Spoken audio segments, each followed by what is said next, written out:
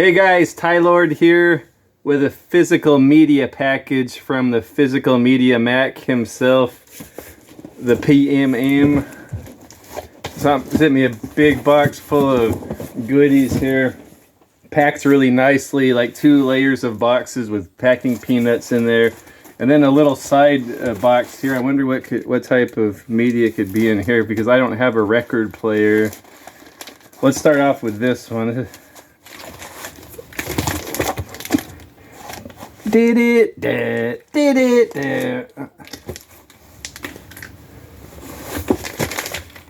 Her Majesty's Secret Service, James Bond 007. This is one of the few James Bond movies I didn't have on Laserdisc. I think I have all of them, but The Man with the Golden Gun, and they're all not part of the same set. But I have all of them, but one or two. And then I understand The World Is Not Enough might have a laser disc, but only in Japan. But all the North American ones I have now, but The Man with a Golden Gun. And this one is one of my favorites, definitely in my top 10 007 movies, if not top 5, from 1969. Starring one-time Bond, George Lazenby. He's not on the cover of this, surprisingly. Kind of weird that there's a James Bond movie cover with no James Bond. I love the artwork, though. It has the avalanche and Blofeld and all of his men are racing down the mountain. He's in the bobsled from the final scene. Telly Savalas plays Blofeld. He's definitely in my top 3 favorite Blofelds, if not my favorite. He's kind of a more physical villain, too, than the other Blofelds. Like, the other Blofelds, you don't see holding their own against Bond in, like, a fist fight. But this guy is kind of rough and intelligent. See, there they are staring down there. Bond with his poofy shirt.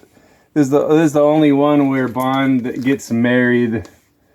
I remember I didn't care for that when I was a kid. I didn't want my Bond to be tied down, but far worse has happened recently in Bond movies, so I really come to like this movie a lot. One-time director of Bond movies, Peter Hunt, did a fantastic job with this movie. The editing and the pacing of this movie, it kind of starts off slow burn, but the last, like, maybe 45 minutes of this thing, just total non-stop action. The beginning's good, too. But Peter Hunt rose up from, like, working for the studio on other Bond movies, being an editor, I believe. Kind of similar to how John Glenn started off editing Bond movies and then went on to direct all of the 80s Bond movies. This is one-time director Peter Hunt. I think really highly praised the director for this movie. And then George Lazenby's, I think he's starting to get more highly praised and appreciated now. I think at the time people didn't care for him because he wasn't Sean Connery. It was something different. But man, he pulls off the Connery swagger really well. From what I understand, he wasn't even really an actor. He was just kind of like conned his way into the part. But that's good acting as far as I'm concerned. I don't buy that, though. I think he had to have been an actor before this. Oh, it's got he marries Deanna Rigg from the Avengers. She's lovely. You couldn't get a better Bond wife than her. There's all kinds of lovely ladies in this. I love the plot of this movie. He's undercover as like a genealogist or whatever. He's goes to this clinic up up on a snowy Swiss Alps mountaintop. There's a clinic up there run by Blofeld, and he's brought in all of these women from different countries. They're all hot, beautiful women, and they all have some sort of allergy. So this clinic is trying to deal with their allergies, but he has an ulterior. He has another mode. He has plans for these girls. He's going to brainwash them into like poisoning the food supply to whatever country that when they go back to their country. So he's kind of like brainwashing them to be like angels of death. But Bond's in there to thwart his plans. He's undercover as this really fruity guy. He kind of has like not really what you expect a Bond to act like. Not really a ladies' man, but he can't even when he's trying to play like a guy light on his feet or kind of fruity, like he still gets all the women. And like all these women at the clinic, he beds them one by one. But it's a cool, intriguing story.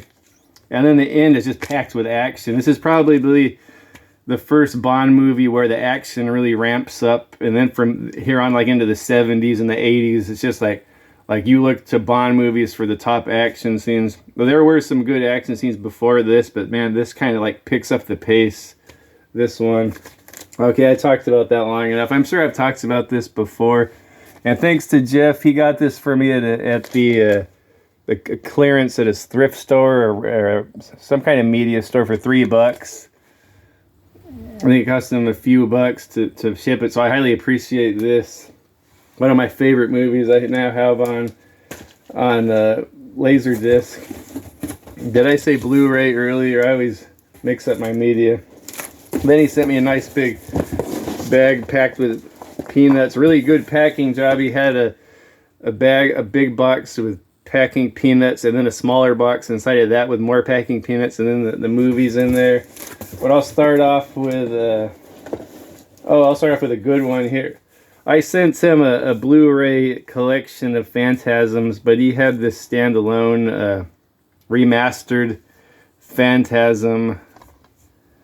I already have the whole set on DVD, but I didn't have any on Blu-ray, so it's nice to have this beautiful Blu-ray with the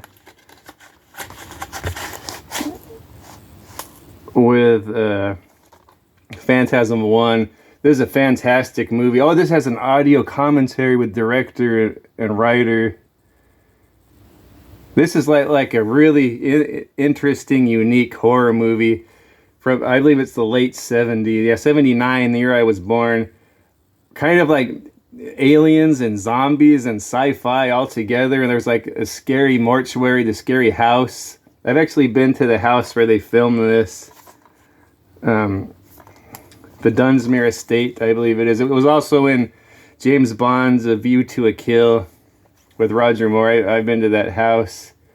This guy, he's some kind of like alien monster guy that takes dead bodies. He works in a mortuary and he turns them into slave munchkins on his planet or something. And then he has this crazy little floating sphere, this metal sphere that floats around and spikes and stuff come out of it, and then they stab people.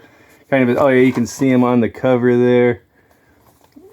And speaking of James Bond, I remember Joe Bob Briggs back on Monster Vision was reviewing this, and he said this main guy reminded him of Roger Moore. I don't really see it, but I can kind of see I forget that actor's name. And then the Ice Cream Man, Reggie Bannister, he went on to be in all of them after that. This tall guy, the tall man, is that what he's called? Angus Shrim. I think he might even still be alive. If not, he died very recently. He might still even be alive. He was a really creepy looking cool villain in this. Yeah, but this young guy and his little brother and a female stumble across this guy's scheme, and the Ice Cream Man too. It's a kind of really cool movie. And the sequel is even cooler, the second one. But cool, I'm going to have that in my library now.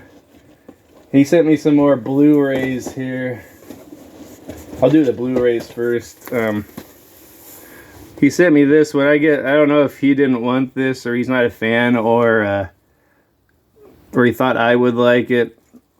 Underworld, Rise of the Lycans. I think I saw this at the show. My wife's a big fan of these movies. I'm a fan of the leading ladies in these movies. Like Kate Beckinsale's so fine in here. And this girl, this was the only one with this other British girl, really hot. The one from Doomsday. I can't think of her name right now.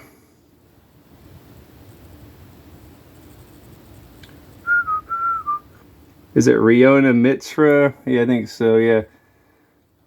Yeah, I remember I saw it at the show, and I don't really, didn't really stick with me, but like they're fun to watch. But I think my wife needed this. I think she collects these movies. So I got that.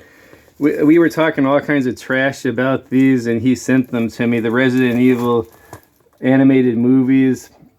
And I'm glad to have them because I collect anything Resident Evil. I don't think I've seen this one. I saw the first two. I don't know if this is the third or fourth one. Infinite Darkness. I see it has Leon and Claire on there. Those are two fan favorites. I did see this one with Leon and Claire, Degeneration. And I just thought it was super, super slow and boring, but like really beautifully done, like top of the line animation and acting and production and all that. But I just find the movies boring as heck. And I think I have some of these already. Jason Vectrex and Emerald Game Cave have sent me some of these, so I'm glad to have them in my collection. If I have doubles, I might see if someone wants them. And then looks like a bunch. Oh, I'll save that one for a bit. Then a bunch of stuff he didn't want for his doubles. Xenophobia. I've seen this at the dollar store. I think he said this was not bad. Maybe I should watch this. I might get a kick out of this. I can't read it because there's a sticker, barcode sticker over the plot synopsis. Okay, this is the one I was really looking forward to. He got this for me as a gift, and I'm really happy to have this. I love this movie. Olivier Gruner in Savate. This is a cool story. It's supposed to be based on a real French Savate kickboxer that traveled to the West, or to the United States back in the day. It's got Olivier Gruner from Nemesis. That's probably his best movie. This is definitely in his top 5, maybe top 3, Savate. Directed by Isaac Florentine. I really like a lot of his movies. Isaac Florentine, big martial arts nerd and big... I like he's really influenced by spaghetti westerns too. You can see it in this. This is a mixture of a spaghetti western and blood sport. There's a tough man contest that takes place in this town for like $1,000, and there's all these different type of fighters that join it. There's like an old-timey wrestler, and then there's a kung fu guy from China that joins, and then Mark Singer is the bad guy in here.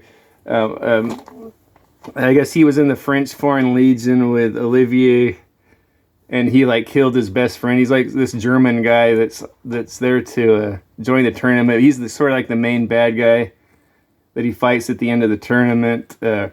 If you like blood sport, you'll like this, and also if you like spaghetti westerns, it's about these homesteaders are getting forced off of their land by the crooked government officials. James Brolin is one of them, and Arlie Ermy is one of them. He's like the mayor of the town. He's really crooked. He's a sleazeball.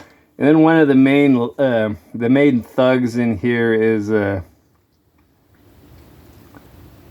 don't know the guy's name. He has a really good look. He has like a shootout, like a draw with Olivier Gruner. He has like those blue eyes. Like he looks like he's something right out of a spaghetti western, like one of those Italian movies. He has a showdown with Olivier Gruner, and then 2 minutes later, he's off fighting in a wrestling ring.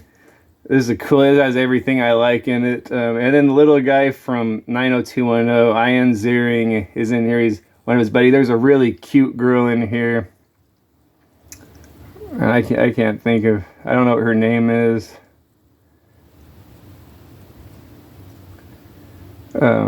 Excellent stuff, though. Yeah, cowboy movie meets kickboxer. Really cool stuff. I was going to say something else about this, but I forgot. Oh, it looks like this is definitely a bootleg. And I'm happy because I have the movie. I wouldn't mind getting more bootlegs of a lot of movies I can't get over here on Region A.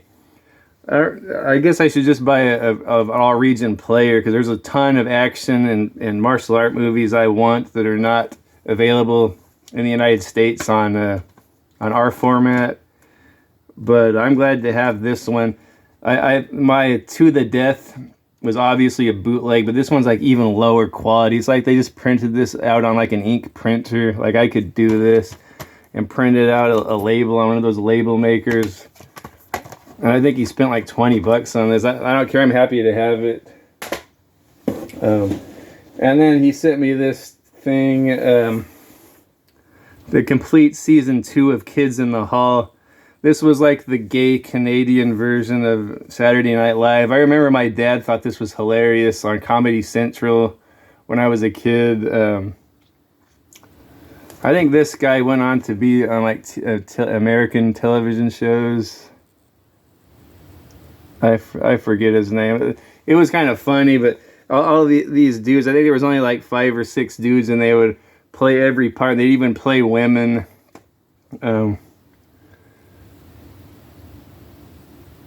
Maybe it was a Lorne Michaels production, so maybe it was like I'm thinking it was Canadian. It might be American. I don't remember. I just, it was super gay, but even you can tell by the cover there. I don't know if I'm going to watch this or not. I might just pass it on. I think he got this from Mario, and he didn't want it, so he sent it to me. Yeah, it looks like there's 4 of those little DVDs in there.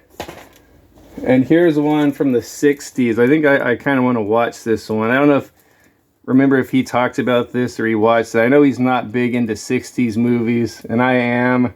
Redemption, Beyond Good and Evil. Redemption, Black Torment. Oh. That's weird. It has, on the back it says, oh, Black Torment.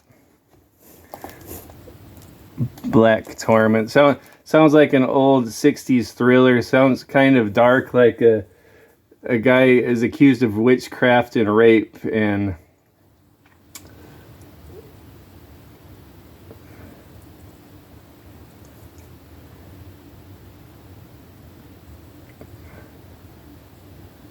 yeah, it's one of these old 60s thrillers. It sounds kind of dark.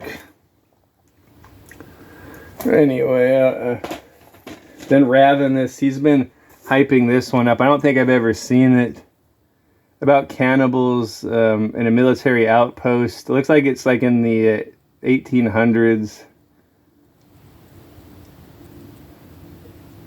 Oh, band of cannibals go up against a military outpost.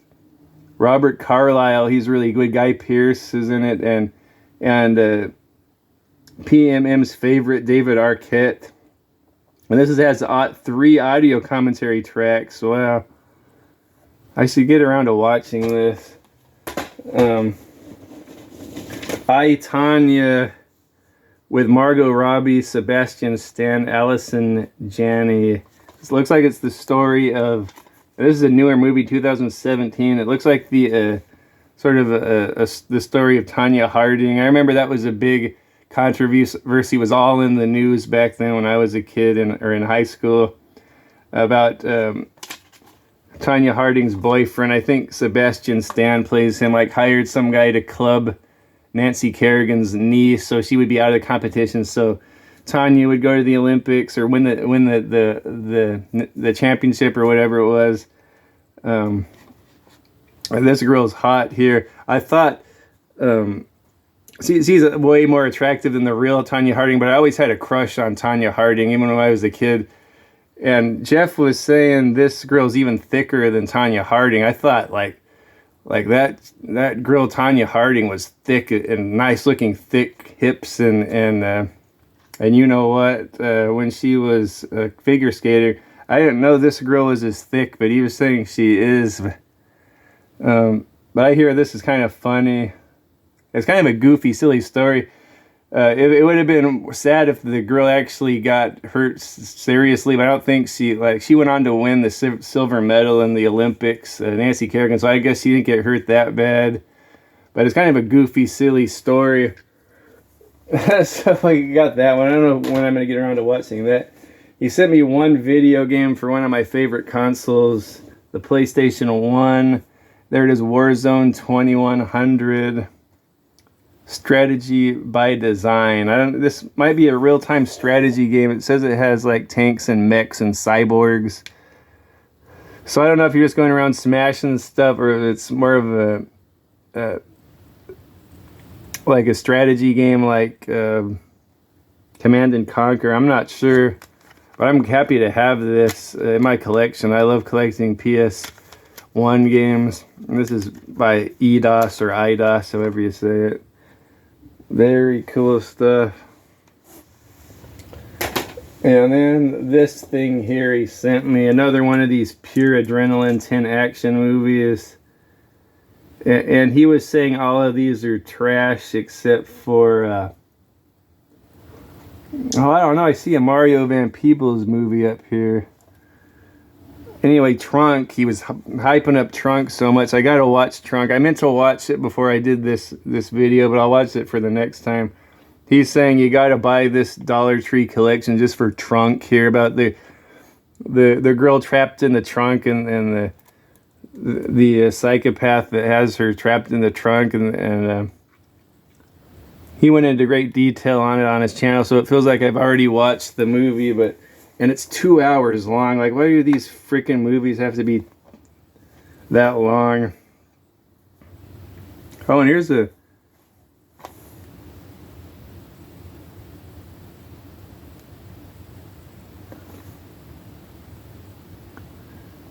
I don't know, I might like some of these movies.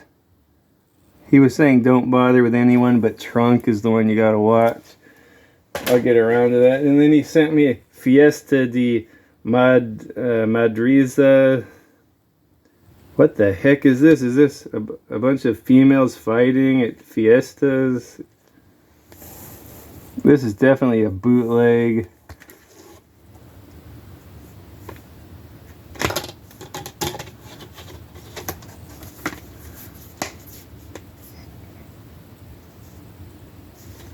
I don't know if I want to see a bunch of women beat themselves up and get all bloody. I'll send that to Mario. Maybe he sent it to him. And then another Jesse Stone. I just got one from what do you call it, from Mario. I guess they think I'm a big fan of Tom Selleck because I like his mustache. Oh, I am. I do like Tom Selleck. Magnum P.I. is one of my favorite shows. And the one with Kirstie Alley, that little movie with the robot spiders, is it called Runaway? I like that. And I like High Road to China. But these I could not get into. I mentioned it last time. I might as well just buy all of these. I see they're at Rasputin's for $1 a piece. I should just get the whole collection and watch it one day. But I'm going back to work in a few weeks, so I don't know. I'm not going to have time to watch a lot of movies anymore. Okay, Rendell, he was hyping up. He's some kind of like cyborg superhero or alien superhero. I remember he said this movie is pretty good. Something about he didn't like the way he doesn't have any weapons. I don't know, though. It looks pretty cool. The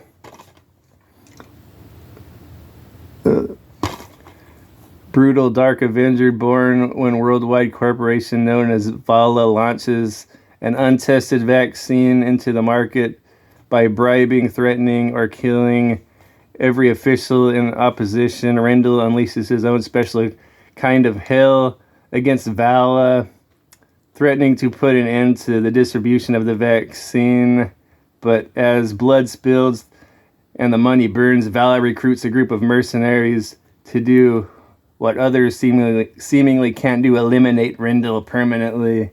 Rendell, Dark Vengeance. I should watch that. I think it's a newer movie from Shout Factory. I don't remember if he mentioned something about this one. Dash Cam. Yeah. I think he went into detail on this one too. Oh, there's a creature in this one. Maybe he didn't talk about this one. I'm not a fan of these found footage things. It seems like just a cheap, lazy way to make movies. Oh my god. He told me about this one. I don't want to watch this nasty stuff. Cyst. I don't know if I could sit through this. This is a nice case though, and it even has texture on there with these wonderful cysts. I want to pop them. There's a nice sleeve. I don't know if I want to watch that or not. He kind of went over this whole movie. And then Roger Corman's Monsters in a nice tin. I've been getting a lot of these Roger Corman collections at the Dollar Tree. I don't think I had a nice one in a tin like this. This is fantastic stuff. I think I had this collection already, but this is an upgrade. Little Shop of Horror, Attack of the Giant Leeches, The Wasp Woman. All public domain. Wait. There should be more than that. Oh yeah, there's 2 DVDs in there. Yeah, has 2 DVDs. She Gods of Shark Reef, Beasts from Haunted Cave. I think Creature from the Haunted Sea. I like that one. Wasp Woman. Little Shop of Horrors was the original film adaptation of that. I think it even had Jack Nicholson played the part that he was like a masochist that went into the sadist dentist, and the dentist likes to get off by causing people pain, but then he got frustrated with this guy that likes the pain. I think it was the same character that Bill Murray played on the new one. Or not new, the one from the 80s. I'm surprised they haven't done another remake of this. And that's about it. Got some wonderful packing peanuts. I found a good use for these packing peanuts other than packing. If you want to send someone a DVD through the mail and you're afraid the DVD will pop out, I've been smashing one and putting it in there. And that keeps the DVD from falling out. So I found that's a good use, like same way you would use bubble wrap. Very good. So some good stuff to watch, some stuff I already watched, excellent stuff. And I got Her Majesty's Secret Service on Blu-ray, Laserdisc now, which is cool. So thanks again, Physical Media Mac, for that wonderful package. I got another one going out to you right now. It's not as great as the last one, but I'll find some more good stuff.